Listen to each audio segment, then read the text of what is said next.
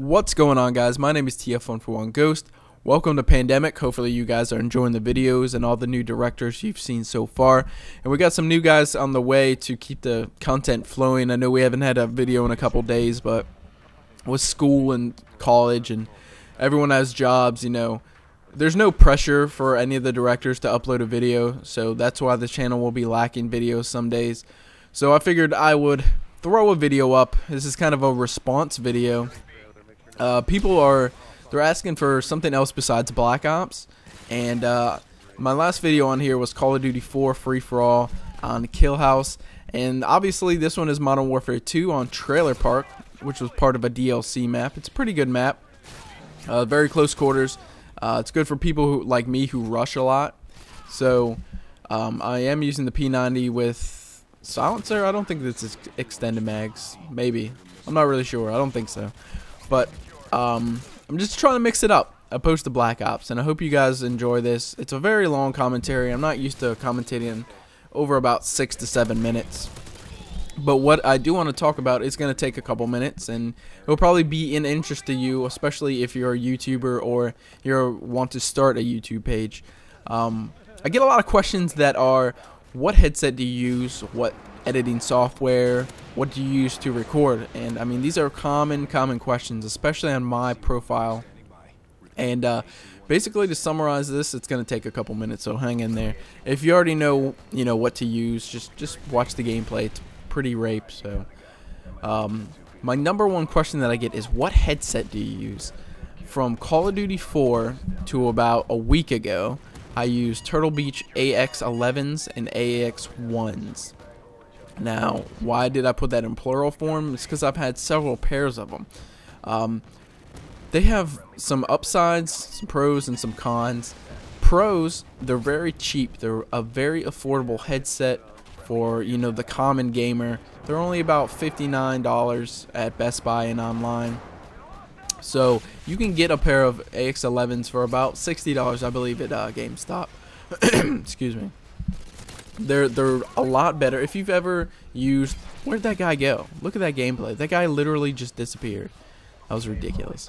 Anyways, if you've ever used just a regular Xbox headset and you've never experienced like Turtle Beaches or like a stereo headset, you're totally missing out. You're at a disadvantage in this game, to be honest with you. Especially in Modern Warfare 2 and COD 4, because you can sound whore, and people are like, yeah, that's a cheap tactic. No, it's not. I mean, if you can utilize a mechanic, the sound design in the game, there's nothing wrong with that. So that's what I used until I got my Triton AX720s about a week ago. And now for me, I've been using a crappy well, I wouldn't say crappy, a lesser headset for so many years. It's taken me a couple of days to get used to the ridiculous sound quality of AX720s, but it is a great headset. I love it. It's very comfortable on my head.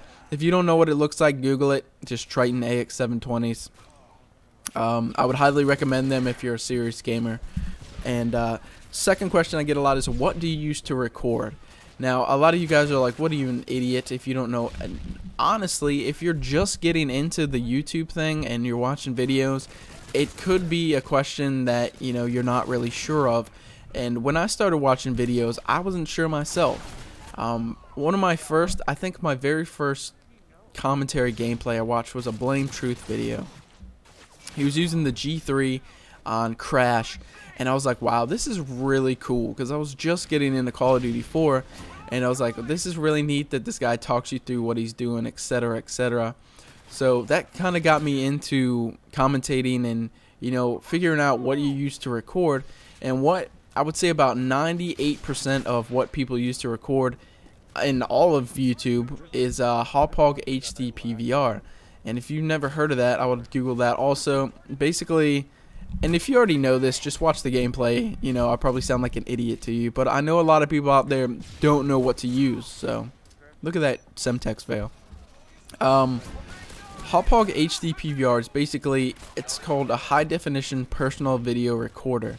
Now it just plugs into your Xbox or PS3 via component cables. You cannot use HDMI, and you also need a PC close by because it's hooked up through USB, and it just records your gameplay using this HD PVR. It looks like a little TiVo. It's a little box. It lights up, looks cool, blah blah blah. And once it's recorded, you're gonna need something else, which leads to my third question: what editing software do you use? I personally use Sony Vegas 9. It's very good software. It costs a lot of money, but I would highly recommend not buying it. I don't encourage pirating stuff, but if it saves me about $600 in editing software, I'm gonna do it. So that's what I would do. I would YouTube Sony Vegas 9 for free. I think that's what I did. And so after you have your Sony Vegas, you can import your videos from your HD PVR that you save somewhere on your computer. It's just saved as like a Windows media file or something to the equivalent. You just import it in there, and it imports it into a timeline, and you can do whatever you want with it. You can commentate it, you can edit it, you can add colors, etc., make montages. That's the big thing for most people. And it's just free roam to whatever you want on your video. Now you can get really in depth with this. You can use Adobe After Effects. That's what you see in majority of the montages. A lot of people are like, oh, how did you do that? The cliche null lights and super slow-mo Twixtor bullcrap.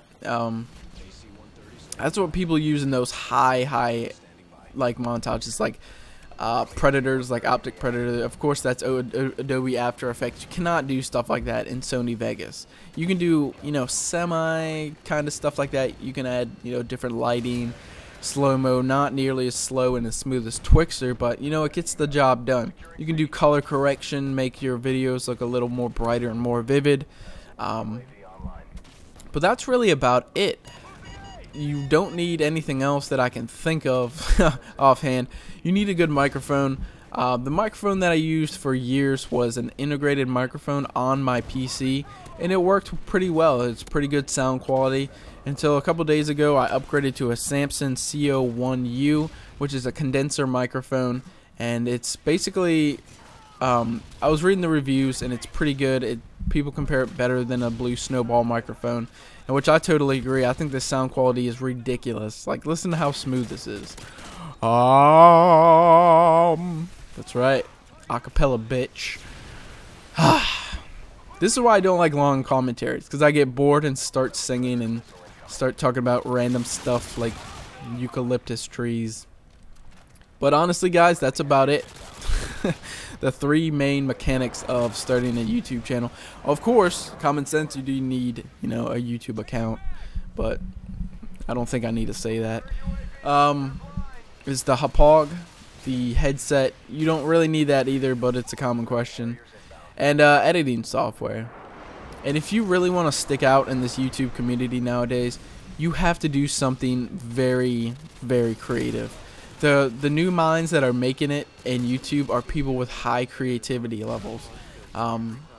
Unfortunately, nowadays the thing is to call people out and to make fun of other people so you get noticed. That's what I've been noticing in the trend lately, and that is a totally wrong way to approach YouTube. It's so full of drama and just 8th grade bullshit. You have to try and stand out and try and have a respectable image. I myself, that's how I started out. If you respect people, if you don't, I get a lot of stuff like this. Private message from Joe Blow 123. Yo, dog, how you get that quality, and can I get box? Seriously, this is how people approach me, and I'm sure a lot of other YouTube directors. First of all, I myself like proper grammar.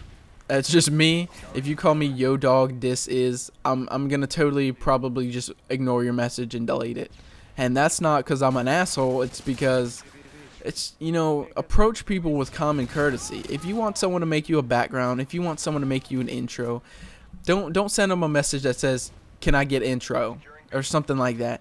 Just approach them and be, "Hi, my name is Jordan, aka Ghost on YouTube. I really admire your work. You do a great job, blah, blah, blah." And, I would say 90% of the time you'll get a response from that. It works for me every time, and just because I think of myself as a respectable guy, and I like to respect other people. and that'll get you far in the YouTube community. I myself, started out low, and I've come pretty far. So, and a lot of that is because of you subscribers. I like to thank you guys. And if you have any other questions about editing stuff, just let me know. And the video is done. I'll see you guys later. Peace.